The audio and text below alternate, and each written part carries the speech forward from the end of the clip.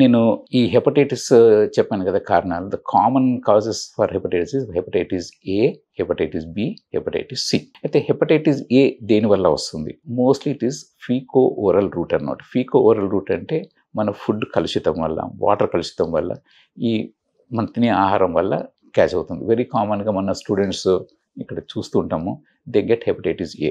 ఈ hepatitis A is the దీర్ఘకాలిక జబ్బు కాదు. It last for 4 to 6 weeks and 95% of them they heal and cure అయిపోతుంది అనమాట. సో దీనికోసం మన శానిటరీ మెజర్స్ తీసుకున్నాం, it is there. But there is a good vaccine for hepatitis A. It is called Havrix అనమాట. Hepatitis A vaccine దొరుకుతుంది. It is easily available. మరి ఎవరు తీసుకోవాలి ఇది అని అంటే, only it is required that present for the children, because they are the ones commonly this hepatitis A రావచ్చు up to 10 to 15 years.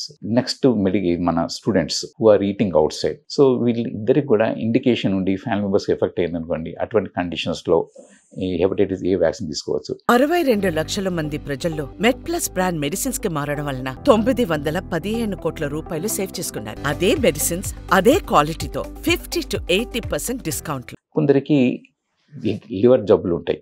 For example I said told you, hepatic fibrosis, లేకుంటే obesity, fatty liver ఉన్న వాళ్ళకి they are prone for advancement of liver disease. వాటిని రాకుండా ఉండడానికి hepatitis A vaccine తీసుకోవచ్చు. Coming to hepatitis B. Hepatitis B is because of injections, contaminated needles or blood transfusion.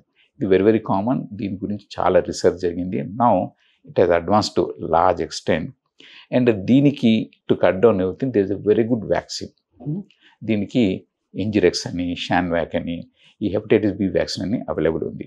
Now what they are doing is they are as a part of this immunization schedule, universal ఇమ్యునైజేషన్లో పిల్లలకే ఇచ్చేస్తున్నారు at young age only. So when you do it at that young age, the chronic disease అనేది రాకుండా కాపాడుకోవచ్చు. So definitely it is available and it is part of the immunization schedule. అడల్ట్స్కి మరి ఇస్తున్నారా లేదా అని అంటే, depending upon exposure.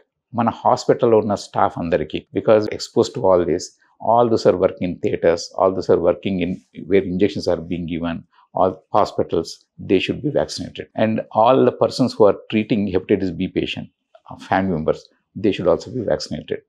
Otherwise, universally, all children should be vaccinated. Adults lopala, those are prone for that one. కొందరికి chemotherapy, cancer patients ఉన్నారు, వాళ్ళ treatment is going for cancer, but when giving transfusion other thing, they are prone to get hepatitis B. వాళ్ళకి రాకుండా vaccination బదులు తీసుకోవచ్చు. Most important, మన దగ్గర dialysis patients, డయాలసిస్కు ప్రతిసారి ఇంజెక్షన్స్ చేయడం జరుగుతుంది. వీళ్ళకి హెపటైటిస్ బి వచ్చే అవకాశం చాలా ఉంటుంది. సో కంపల్సరీగా వాళ్ళకు hepatitis B vaccine once in 6 months they go on giving repeatedly. But for ordinary person, vaccination ఒక్కసారి ఇచ్చారనుకోండి, it is a life long process that is there. Coming to hepatitis C, దానికి మంచి మందులు ఉన్నాయి. Now with the latest treatment that is going on, 12 weeks treatment only, that is giving treatment only for 90 days. 95% of them are going to get cured and they are getting cured. Western countries లోపల by 2030 they are going to eliminate hepatitis C. India లోపల అది కాకపోవచ్చు. There is no vaccine for hepatitis C.